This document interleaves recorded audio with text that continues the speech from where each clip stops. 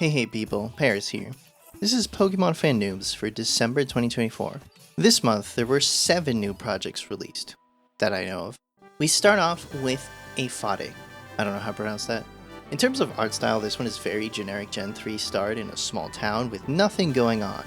I did find some text very hard to read because of the color choices, and I got soft lock like 20 seconds into the game. To be fair, that's just my problem. I'm very good at breaking video games.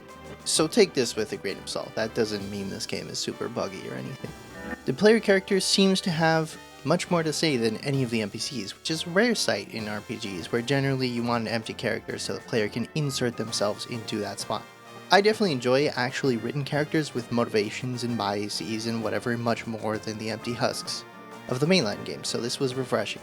I had a very short time with this game because I spent 10 minutes in the starting town, like usual, and then the Route 1 is really hard and very long, and you'll spend the next 40 minutes of the game just trying to get to the next town to find out what the story of the game is.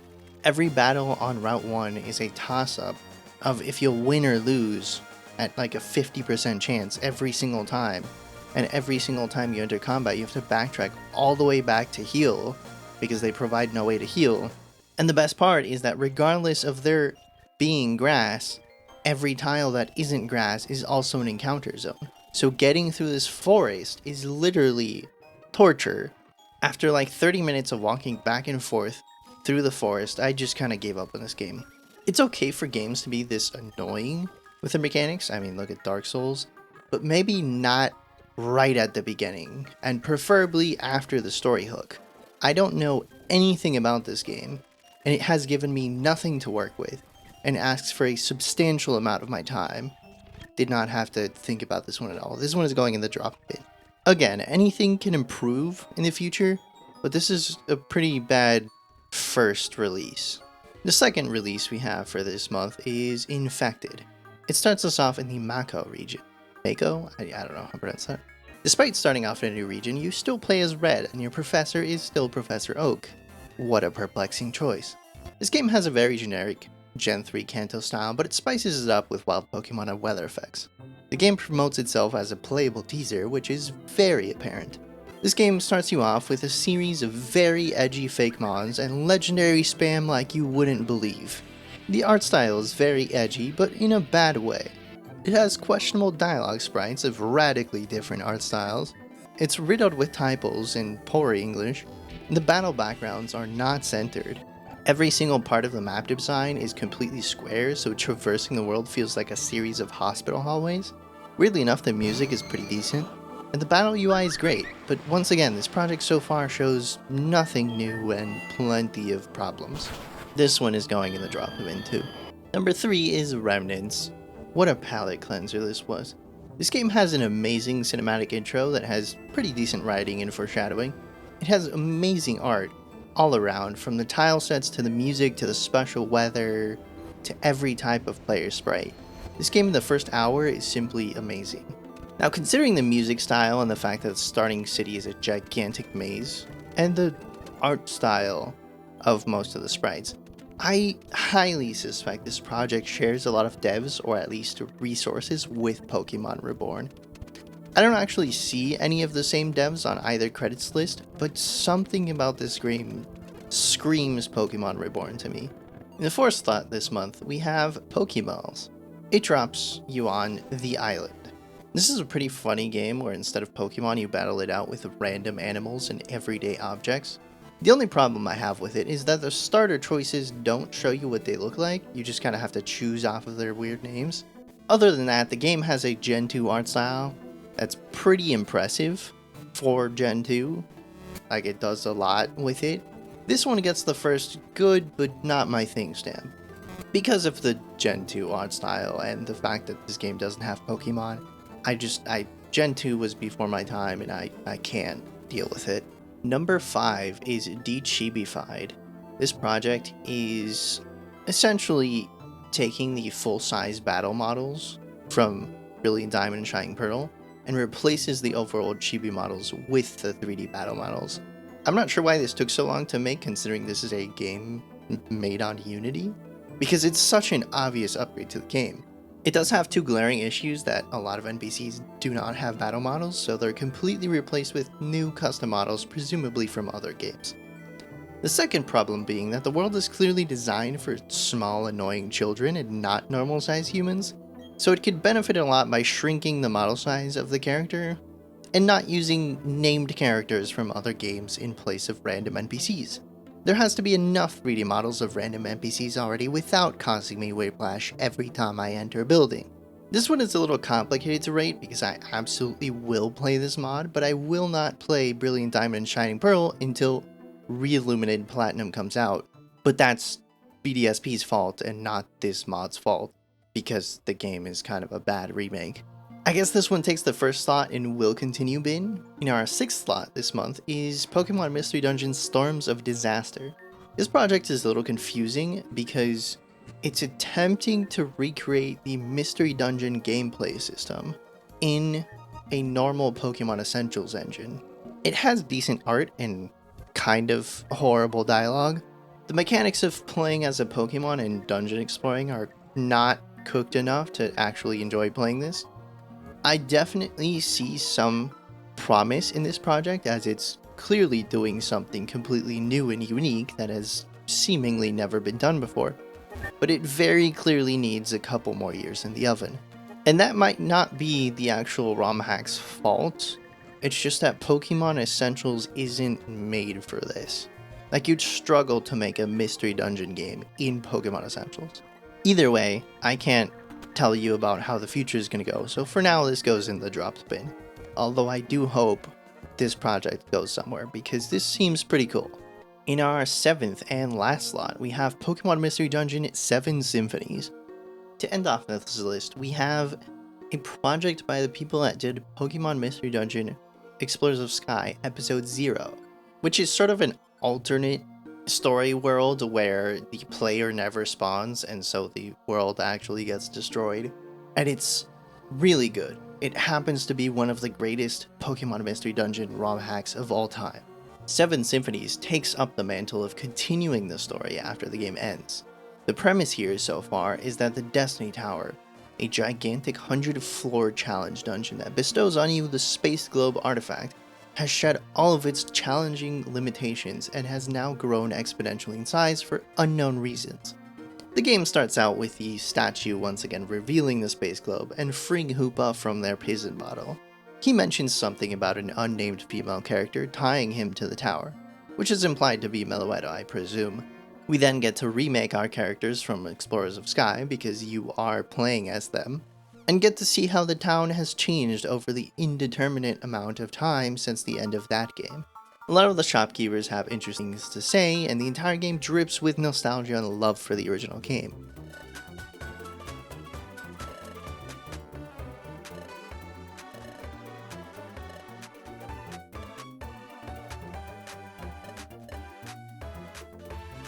You get to see Meloetta perform a foreshadowing song at Spinner's Bar that is very well written and paced. It references things that you would only understand if you finish the secret post-endgame ending that drops you in the tower. I've not gotten very far in this game, but what I have seen so far has me exceptionally hyped to play more. It was frankly hard not to find this project. They posted a page on literally every website I could find, including a Spanish translation on all the Spanish websites. Having a translation for a game available on day one is incredibly impressive, especially for a game with this much interesting dialogue. Unless the lead writer just does both languages at the same time, that's quite the feat they have accomplished. I haven't played the Spanish translation, but the fact that it's there at all is impressive. This game is going on the tracking list, obviously. This is the kind of project where you have to wonder how in the world these people aren't real video game devs. I love you and keep it up.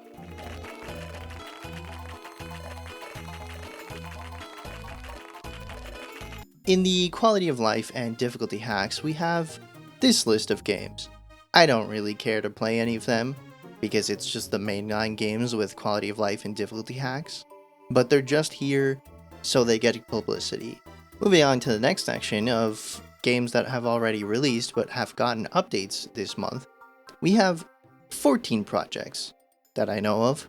We start off with Pokemon Mystery Dungeon Special Episode 0, starting off the list with an update to previously mentioned Episode 0 from the Seven Symphonies team, getting an update to come out along with the mentioned new project release. I could not find a changelog anymore to tell you what's new, and all the links to their Discord are down. I don't know what's going on with that, but this game is going right on my tracking list. I was supposed to record the first 15 minutes of it, and I ended up playing like 4 hours. So, yeah, it's good. In our second slot for the updates, we have Odyssey. It has very good dialogue sprites that stood out to me. Pretty made a Fakemon early on, but I've seen later stages of a lot of these Pokemon on Twitter because they won't stop posting about it, and frankly, they look amazing. I can't wait to play more of these, and this will be going on the will continue list, because so far the only thing I love about it is the sprites that I haven't seen yet. The rest of the game is fine. We have a Spanish hack called Consonancia, version 2.3. It has a horrible intro movie, please remove that. Weirdly enough, this is a very well made game based off of Pokemon Masters. It recreates the region of Pasio from Masters and just plays like a normal Pokemon game. I think it's trying to recreate the mechanics of Pokemon Masters, which is a gacha mobile game where you roll to get characters in Pokemon. It's pretty good. I could not find the changelog, so there is no changelog, but it did get an update this month. There's a lot of those in this list that don't get changelogs for some reason. Mostly the Spanish ones, they just don't post changelogs. I don't know why. In our fourth slot for updates, we have Spectrobes. I don't know how to pronounce that. Version 0.4. This game looks and sounds like an old NES game. It's based off of a very old game of, I think, the same name, and it looks pretty promising. It is very, very not my thing, but it looks good, but it's not my thing. So it's going in that list. In the fifth slot for updates, we have the Pit of 100 Trials, version 2.01. This game is a very cool roguelike. I got to about floor 25 on my first try and then stopped. It looks really well made and fun if you enjoy roguelikes, but this game has no story or lore that I know of, and so it's very much not the kind of thing I would enjoy, because I can enjoy roguelikes, but they need story, you know? It is definitely good, but not my thing. In slot number 6, we have Gadir Delux, another Spanish ROM hack, releasing version 6. It's really long and uninteresting dialogue for the first couple minutes. It's a very slow story. The overworld sprites are kind of bad, and I couldn't find the changelog for this. This was kind of a horrible experience. I've dropped this one.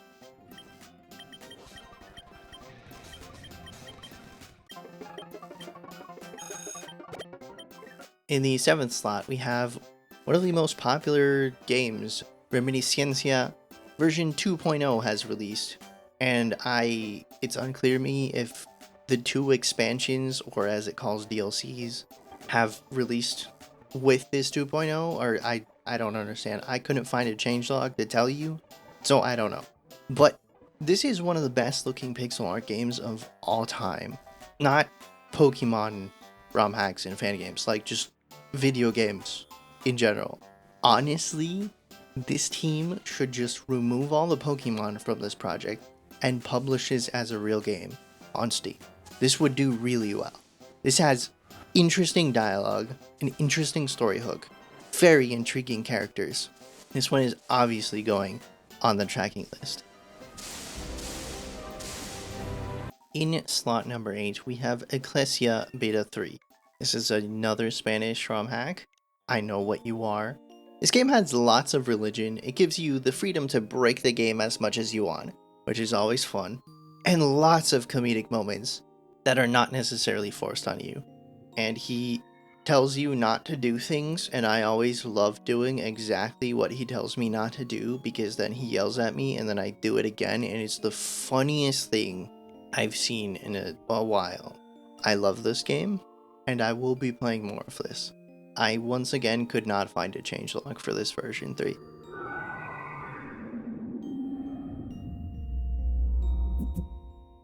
In the 9th slot, the Soul of Hope version 2.21. I could not find a changelog, as usual. This is one of these few Spanish hacks on here that have a English translation. But frankly, this game is a mashup of random sprites from random generations, and the quality here is completely random. Some parts of the game look amazing, and others look like they took the sprite sheets of several games and threw them at the wall until something stuck. And I also had the problem where I just could not figure out how to leave the starter town for 15 minutes straight. I immediately dropped this one. In slot number 10, we have Project Vanguard 3.5. This is a game from a fellow YouTuber, A-Ray. I don't know how to pronounce that. I'm gonna be honest here, this is one of the best projects I've ever played. Every piece of art, from the tile sets to the music to the Fakemon battle sprites, are great. The writing is pretty good. The UI makes a lot of sense. I'm very impressed that he has the time to throw this together, considering how good it is, and make YouTube videos consistently. Just wow. The only complaint I have is that there's no changelog. I couldn't find it. This one is definitely going on the tracking list. In slot number 11 for the updates this month, we have Pokemon Mystery Dungeon Fenja's Journey, version 5 to 5.1. Both of the updates released this month as far as I can tell. I'm a little confused as to why they would release 2 chapters instead of a chapter at a time, but you know, whatever, you do you. This game is very interesting to me. It starts you off as a Zorua who then evolves. You start off as a alchemist of sorts from a small town, and you go on a journey once you grow up to take your talents to a magic college. And when you get there, you essentially find out that they really just don't respect people that don't come from an institution. They're just like, oh, you're poor, and so you just don't get to participate in the college because they're dumb and stupid and don't like having competent mages in their school. And the intriguing part about this is that it has an alchemy mechanic. So you can open this menu, and as long as you understand how to use it and what you're trying to make, you can input whatever you want here and make things. So like for example, in this segment, when you get off the boat, they ask you for money for, I don't remember for what actually, and it's a giant ripoff of like 500 gold or something like that. And so you just transmute resources you have on hand, I guess, into gold. And everyone is really surprised because apparently nobody's that gifted or at that type of alchemy or whatever. I don't know the context yet. And I wanted to play more of this. The problem I have is that no matter what I do, I cannot get past the conversation with the guy that doesn't let you into the college. He just like stops talking halfway through his dialogue and the game just doesn't progress. I reinstalled the game. I played it on my Windows PC instead of my Steam Deck. I reset the save. I tried a couple things and nothing worked. I just could not get past this part, which is very strange to me because this game apparently has several chapters and I just can't play them despite loving this game. This game is going on my will play more list, but I kind of need to figure out how I will be allowed to play more of this game, because right now it's literally unplayable. I can't play it because I can't get past this random dude. In the 12th slot, we have Pokemon Mystery Dungeon Lonely Roads version 6.03. It's Explorers of Sky, but more mature. The page for this project says the story changes a lot over time, but not much early on. You're a traveling Riolu who has come to join the Explorers Guild, but you can't because you don't have a team. So through one event or another, you join up with this annoying Shinx you bumped into, who is not nice to anyone, but he seems to slowly be warming up to you. I could not find a changelog for this game. The game is relatively fine. So far it's just Explorers of Sky, but more mature, as I said. I will be playing more of this. In our 13th slot, we have Pokemon Mystery Dungeon Mismatched Eyes version 5. Once again, it's Explorers of Sky, but more mature. The page for this project says the story changes a lot over time, but not much early on. Yes, you heard me right. A second time. This time you play as whoever you want, and you solo the entire first dungeon to save your future partner's Skybridge rock. The big difference in this story so far is that the rock now talks. Something, there's a soul stuck in the rock. This game looks promising, but once again, it's fine. I will be playing more of this though. And last but not least, in our 14th slot for updates, we have Pokemon Mystery Dungeon Meowstic's Tale version 2.01. This game starts off with a low quality compressed to hell and back PNG of Meowstic and Bunary, the protagonist of this adventure. It then does a fake choose your Pokemon screen with a bunch of jokes that aren't funny, and then dumps you right into the deep end of the story. In this final project, you play as Meowstic, allied with Growfile and Shiny Celebi. That will only make sense if you've played Explorers of Sky. Play Explorers of Sky, it's one of the best games ever made. And they send you into the past to protect the past or Growfile, or it's kind of unclear why exactly. Like, it says why when you're talking to Celebi, and it says why in the game documentation, and it says why on the game page, but they all say something different. So, whatever. I don't know, essentially. The sprite for Meowstic is kind of bad, but now after all of that complaining, you would think I would drop this game. But this is actually one of my favorites this month. The story hook is very intriguing, the character motivations make sense, and you being a super knowledgeable character instead of this random empty husk most RPGs give you is pretty cool. You arrive and instantly become an exploration team with this Bunary you find on the road. You show off your knowledge to the guildmasters, and they, the next day, essentially make you the guild counselor, whatever that means. Some sort of position that is intended to impart their knowledge onto the other guild members. I will definitely be playing more of this. It seems pretty intriguing.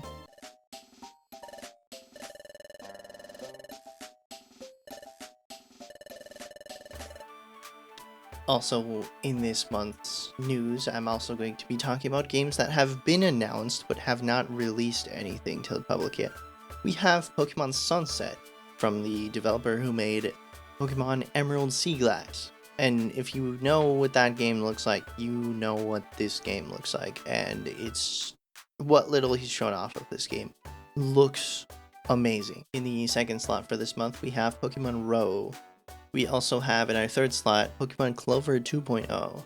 And in our fourth and final slot, we have the most important one, which is Pokemon Blaze Black 2 and Volt White 2 Redux 2.0. Yes, you heard me right, they're revamping the entire thing, and I can't wait to play this. These are my favorite games. This is my favorite ROM hack in terms of difficulty and quality of life ROM hacks. Then at the end of this list, we have another section, which is just projects that have been announced to be cancelled. There was a Pokemon Iberia Remake, it was a Spanish ROM hack, that's already released, but they announced they were remaking it, and this month they've announced that the remake is cancelled. And the second cancelled project for this month is Dark Rising 3. I would assume they're remaking it as a fan game, because making ROM hacks is harder than making fan games now that Pokemon Essentials is amazing.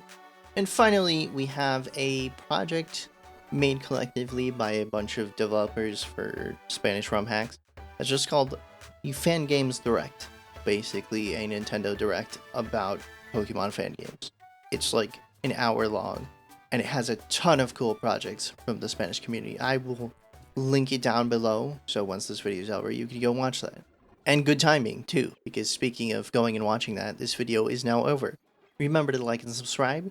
If you want to support me, check out my Ko-Fi down below, and see you later.